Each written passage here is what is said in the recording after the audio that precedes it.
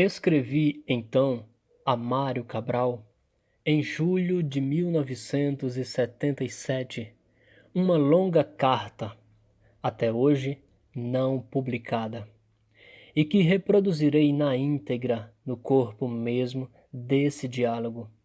Nela, chamava a atenção do governo, do partido, ainda que não me dirigisse diretamente a eles, para o seguinte: no momento em que uma sociedade, por N razões, pede à língua do colonizador que assuma o papel de mediadora da formação de seu povo, isto é, que o conhecimento da biologia, da matemática, da geografia, da história, se faça através dela, no momento em que a sociedade, libertando-se do jugo colonial, é obrigada a fazer isso, tem de estar advertida de que, ao fazê-lo, estará, querendo ou não, aprofundando as diferenças entre as classes sociais em lugar de resolvê-las. Poderia ter acrescentado na carta que hoje seria possível prever, mais ou menos, nas mãos de quem estará o poder amanhã. Possivelmente, mais uma vez, nas mãos de uma pequena burguesia urbana, falando talvez uma das línguas nacionais, o crioulo também, mas dominando o português. É que hoje as crianças com esse domínio levam nítida vantagem nas escolas sobre as que não o têm. Exatamente os filhos dos trabalhadores rurais e urbanos. No momento da avaliação do aproveitamento, sobretudo com a insistência nos métodos de avaliação fundados nos discursos intelectualistas, serão sempre superadas as crianças com pouco domínio da língua portuguesa. Eis a carta a Mário Cabral, de julho de 1977. Desde o primeiro momento em que começamos o nosso diálogo, através das primeiras cartas que lhe fiz, diálogo que não apenas continuou e se aprofundou, mas que também se vem estendendo a outros camaradas, uma preocupação constante nos acompanhou, a de jamais nos vermos em nossa colaboração à Guiné e ao Cabo Verde como expertos internacionais, mas, pelo contrário, como militantes, como camaradas, engajando-nos mais e mais no esforço comum de reconstrução nacional. O que quero dizer com isto, ou reafirmar, é que para nós, não só individualmente, mas enquanto equipe, seria impossível um tipo de colaboração em que funcionássemos como consultores técnicos, desapaixonadamente. Assim também, por outro lado, é que vocês todos nos receberam. Assim também é que vocês entenderam, desde o princípio, a nossa presença aí. O que vocês queriam e esperavam de nós era o que buscamos fazer e ser. Não tivesse havido esta coincidência, e não raro, poderíamos ter sido tomados como impertinentes, num ou noutro momento de nosso trabalho em comum, quando o que sempre nos moveu foi e continua a ser o nosso espírito de militância. É com este mesmo espírito que lhe escrevo mais esta carta. Carta que, embora escrita e assinada por mim, sumaria a posição de toda a equipe e se constitui numa espécie de relatório, mesmo incompleto, de nossa última reunião em Genebra, em que tentamos um balanço das atividades a que temos estado tão ligados na Guiné-Bissau. Recordemos aqui, ainda que rapidamente, como necessidade didática, alguns dos pontos que juntos o Comissariado de Educação e nós vimos estabelecendo como fundamentais desde os começos de tais atividades. A.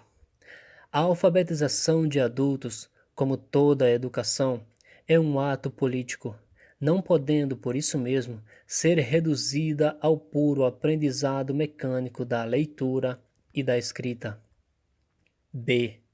O aprendizado da leitura e da escrita de textos em coerência com a linha política do PAIGC, com a qual concordamos, implica a compreensão crítica do contexto social a que os textos se referem. Desmanda a leitura da realidade através da análise da prática social dos alfabetizados, de que o ato produtivo é uma dimensão básica. Daí a impossibilidade de separar-se a alfabetização e a educação em geral da produção e, por extensão necessária, da saúde. C. A introdução da palavra escrita em áreas onde a memória social é exclusiva ou preponderadamente oral pressupõe transformações infraestruturais capazes de tornar necessária a comunicação escrita. Daí a necessidade que se teve de estabelecer as áreas prioritárias para a alfabetização, isto é, aquelas que estivessem sofrendo tais transformações ou por sofrê-las a curto prazo. Tomando estes itens como campo de referências para a análise do que foi possível fazer neste ano e pouco de experiências de que tanto temos aprendido, resulta óbvio que o ponto central, o problema maior a ser pensado e discutido é o da língua. Em várias oportunidades, não somente em cartas, mas também em reuniões de trabalho, aí a questão da língua foi discutida. Debatemo-la no seio mesmo da Comissão Nacional, na sessão de sua instalação e, uma vez mais, na última de suas reuniões, se não me equivoco. Poucas não foram, por outro lado, as vezes em que tentamos este problema com os membros da comissão coordenadora, voltando a ele aí, em junho passado, numa das reuniões de estudos a que você presidiu e de que Mário de Andrade participou, juntamente com camaradas de outros setores do Comissariado de Educação. Reunião em que Marcos Arruda propôs, num pequeno texto, algumas sugestões a propósito. Poderia, finalmente, citar ainda a última conversa que tivemos com o camarada presidente, cujo núcleo principal foi a língua. Há um ano e pouco, e não estamos interpretando mal a política do governo, se pensava que seria viável a alfabetização em língua portuguesa, mesmo reconhecendo-se o crioulo como língua nacional. A razão radical para a alfabetização na língua estrangeira era a inexistência ainda da disciplina escrita do crioulo. Enquanto esta disciplina não fosse alcançada, pensava-se não havia por que deixar o povo iletrado. Os próprios resultados que se vinham obtendo com a alfabetização em português no seio das Farps reforçavam esta hipótese. O que a prática, porém, vem evidenciando é que o aprendizado da língua portuguesa se dá, mesmo com dificuldades, nos casos em que esta língua não se acha totalmente estranha à prática social dos alfabetizandos, o que é, de resto, óbvio. Este é, exatamente, o caso das Farps, como o de certos setores de atividades de centros urbanos como Bissau. Mas este não é o caso dos centros rurais do país, em que se encontra a maioria esmagadora da população nacional, em cuja prática social a língua portuguesa inexiste. Na verdade, a língua portuguesa não é a língua do povo da Guiné-Bissau. Não é por acaso que o camarada presidente se cansa, como nos afirmou, quando tem de falar por longo tempo em português. O que se vem observando nas zonas rurais, apesar do alto nível de interesse e de motivação dos alfabetizandos e dos animadores culturais, é a impossibilidade do aprendizado de uma língua estrangeira, como se ela fosse nacional, de uma língua virtualmente desconhecida, pois que as populações, durante os séculos de presença colonial, lutando por preservar sua identidade cultural, resistiram a ser tocadas pela língua dominante, no que foram ajudadas pela maioria como os colonizadores se comportaram quando a organização das forças produtivas do país. O uso de suas línguas deve ter sido, por muito tempo, um dos únicos instrumentos de luta de que dispunham. Não é de estranhar, pois, que os próprios animadores culturais destas mesmas zonas dominem precariamente o português. De estranhar seria que, em tais circunstâncias, o aprendizado da língua portuguesa se estivesse dando, mesmo razoavelmente, apenas. Se há uma área, por exemplo, de cujo esforço de alfabetização era legítimo esperar os melhores resultados, esta área é o Centro Máximo GORG, integrando-se cada vez mais à vida das comunidades em torno dele, contando com professores efetivos e estagiárias com alto nível de consciência política. Tinha todas as condições necessárias para tornar-se um núcleo de apoio aos trabalhos de alfabetização.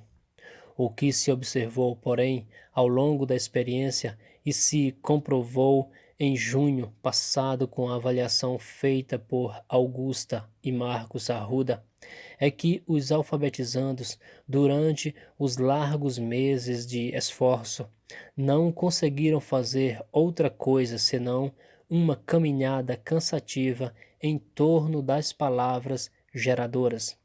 Marchavam da primeira à quinta. Na quinta, haviam esquecido a terceira. Voltava-se à terceira, e se percebia que haviam olvidado a primeira e a segunda. Por outro lado, ao procurarem criar palavras com as combinações silábicas de que dispunham, raramente o faziam em português.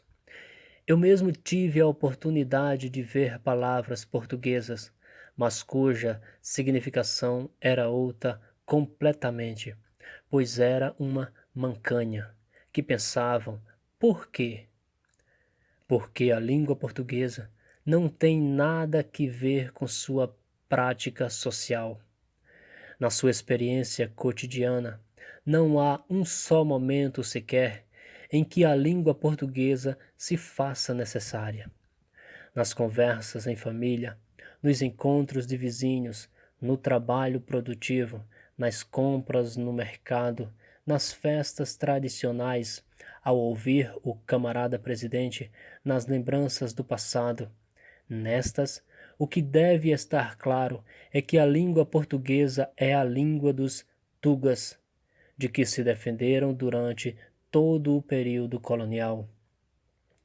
Poder-se-á argumentar que esta dificuldade no aprendizado se deve à inexistência de materiais de suporte, O que nos parece, porém, é que a falta desses materiais, no sentido mais amplo possível que poderia ser, em outras circunstâncias, a causa principal do fato.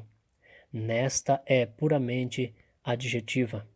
O que quero dizer é que, mesmo dispondo de um bom material de ajuda, como teremos com o caderno de educação popular, os resultados seriam apenas pouco melhores.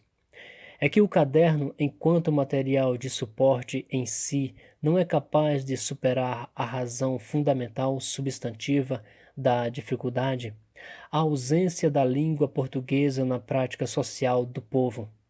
E esta língua estrangeira, o português, não faz parte da prática social das grandes massas populares da Guiné-Bissau, na medida em que não se insere em nenhum dos níveis daquela prática, nem do nível da luta pela produção, nem nos conflitos de interesses, nem no da atividade criadora do povo.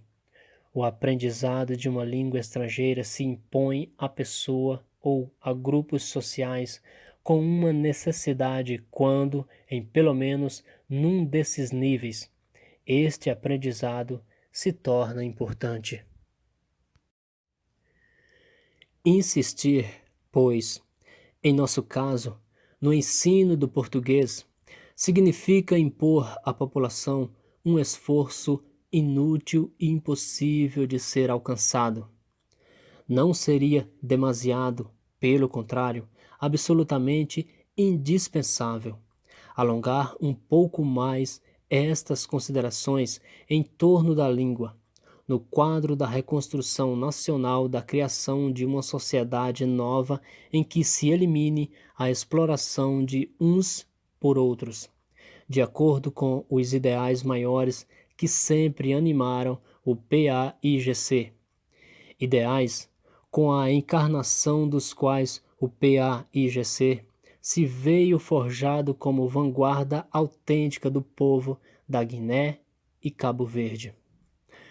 A manutenção, por muito tempo, da língua portuguesa, mesmo que se lhe chame apenas de língua oficial, mas com prerrogativas na prática de língua nacional, pois que é através dela que se vem fazendo parte substancial da formação intelectual da infância e da juventude, trabalhará contra a concretização daqueles ideais.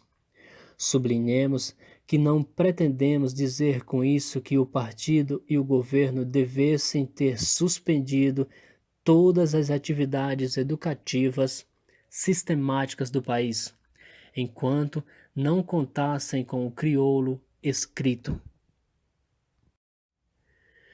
Isto é tão absurdo que não pode sequer ser pensado. Enfatizamos, sim, é a urgência de tal disciplina que viabilizará, em termos concretos, o crioulo como língua nacional, de que resultará que o português no sistema educacional do país assumirá a pouco e pouco o seu estatuto real, o de língua estrangeira, e como tal será ensinada. Na medida, ao contrário, em que o português continuar a ser, no sistema educacional, a língua que mediatiza grande parte da formação intelectual dos educandos, será bastante difícil uma real democratização desta formação, apesar dos esforços indiscutíveis que se vem fazendo e que se continuará a fazer neste sentido. A língua portuguesa terminará por estabelecer um corte social no país, privilegiando uma pequena minoria urbana com relação à maioria esmagadora da população. Será indubitavelmente mais fácil aquela minoria, com acesso ao português por sua própria posição social, avantajar-se a maioria na aquisição de certo tipo de conhecimento, bem como na expressão oral e escrita, com que satisfaz um dos requisitos para sua promoção nos estudos, com N consequências que podem ser previstas. Que fazer como resposta a este desafio, sobretudo quando se conta com a vantagem que nem sempre ocorre da existência de uma língua de unidade nacional, o crioulo? Que política de ação poderíamos adotar, adequada aos dados concretos desta realidade? Não tendo a pretensão de responder a estas questões em sua complexidade, questões que envolvem a política cultural e educacional do país, nos limitamos apenas a algumas sugestões a título de colaboração humilde que fazemos enquanto camaradas. Em primeiro lugar, nos parece urgente concretizar o em que você e Mário de Andrade vêm pensando, e a que me referi acima, isto é, a disciplina escrita do crioulo, com o concurso de linguistas que sejam igualmente militantes. Enquanto este trabalho se disciplina do crioulo se estivesse fazendo, limitaríamos no campo da ação cultural a alfabetização em português. Primeiro, a área de Bissau, onde a população, dominando perfeitamente o crioulo, tem familiaridade com o português. Aí, sobretudo, a alfabetização em português se faria nas frentes de trabalho, em que ler e escrever esta língua podem significar algo importante para os que aprendem e para o esforço de reconstrução nacional. Segundo, a certas áreas rurais, quando e se os programas de desenvolvimento econômico-social exigirem dos trabalhadores habilidades técnicas que, por sua vez, demandem a leitura e a escrita do português. Neste caso, se o crioulo não é falado fluentemente como se dá em Bissau, impõe-se ainda o reestudo da metodologia a ser usada para o ensino da língua portuguesa. Em qualquer dos casos, porém, se faria indispensável discutir com os alfabetizandos as razões que nos levam a realizar a alfabetização em português. Percebe-se, assim, quão limitada seria a ação no setor da alfabetização de adultos? E que fazer com relação às populações que não se encontram nas hipóteses referidas? Engajá-las. A pouco e pouco, em função das limitações de pessoal e de material, no esforço sério de animação ou ação cultural. Em outras palavras, na leitura, na releitura e na escrita da realidade sem a leitura e a escrita de palavras. A ação cultural, enquanto ação político-pedagógica, que inclui a alfabetização, nem sempre, porém, está obrigada a girar em torno dela. Muitas vezes é possível, e mais do que possível, necessário trabalhar com comunidades na leitura de sua realidade, associada a projetos de ação sobre ela, como hortas coletivas, cooperativas de produção, em estreita ligação com esforços de educação sanitária, sem que, porém, a população necessita de ler palavras, donde podemos afirmar que, se todo o aprendizado da leitura e da escrita de palavras, numa visão política tal qual a do PAIGC e a nossa, pressupõe necessariamente a leitura e a escrita da realidade, isto é, o envolvimento da população em projetos de ação sobre a realidade. Nem todo programa de ação sobre a realidade implica, inicialmente, o aprendizado da leitura e da escrita de palavras.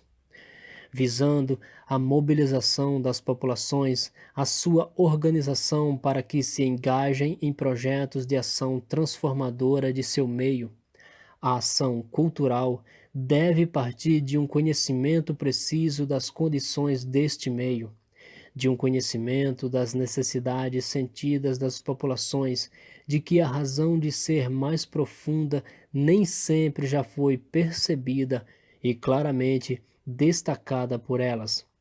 A leitura da realidade, centrada na compreensão crítica da prática social, lhes proporciona esta clarificação.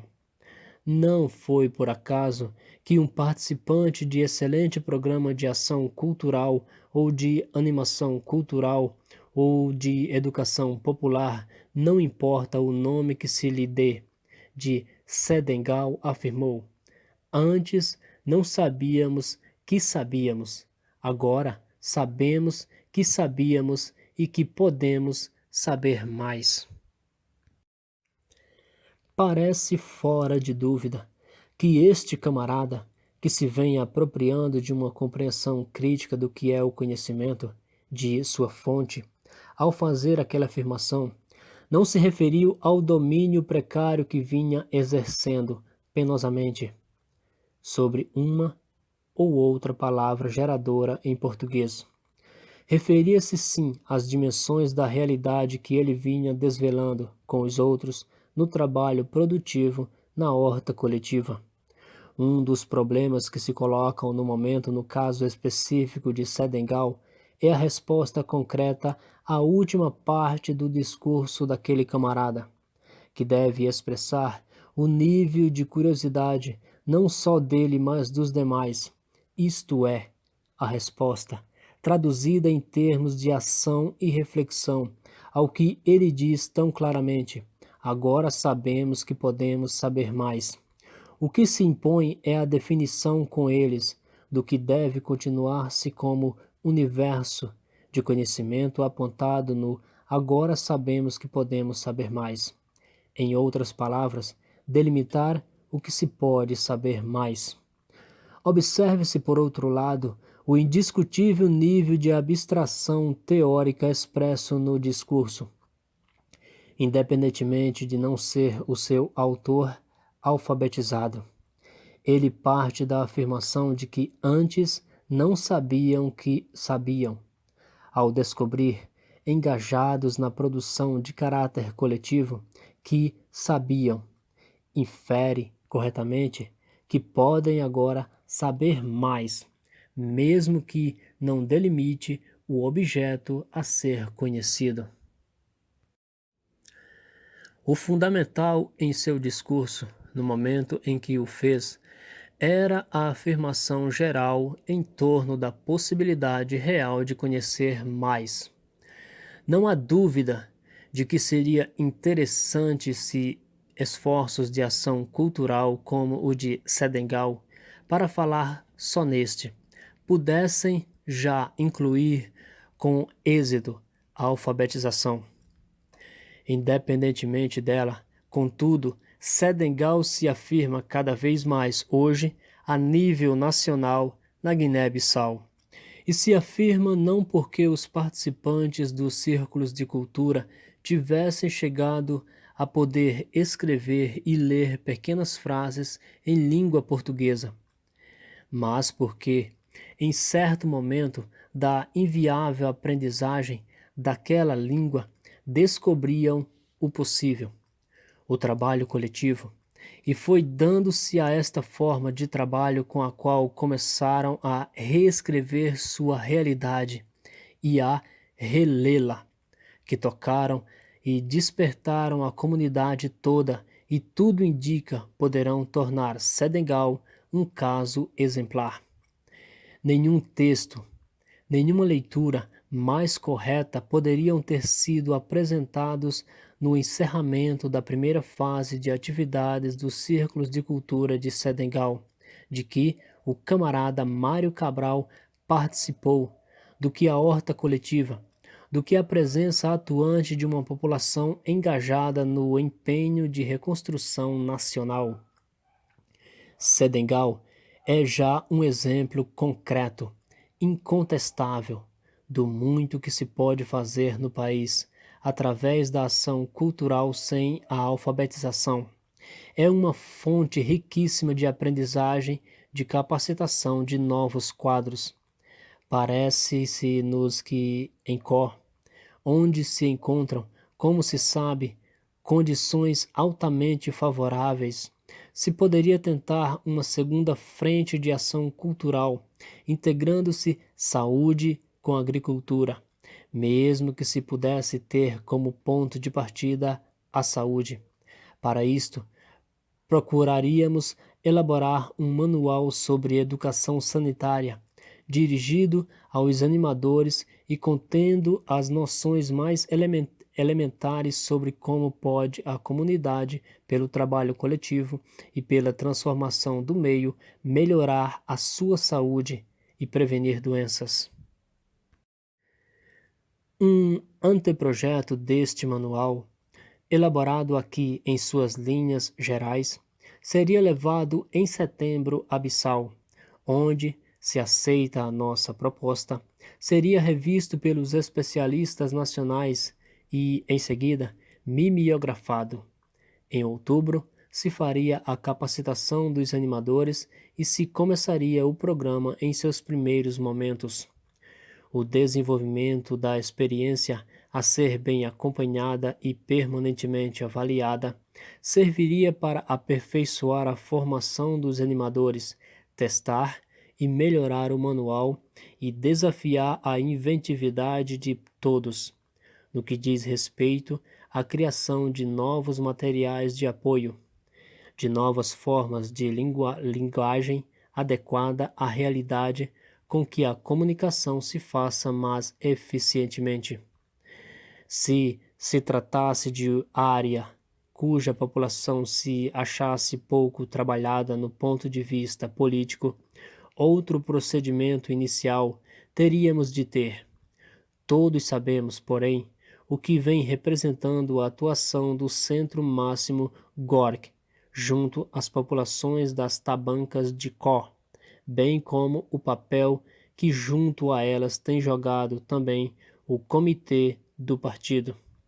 Desta maneira, de um lado, teríamos Senegal marchando, desenvolvendo novos conteúdos programáticos de ação cultural, com a colaboração, hoje cada vez maior, do Comissariado de Agricultura.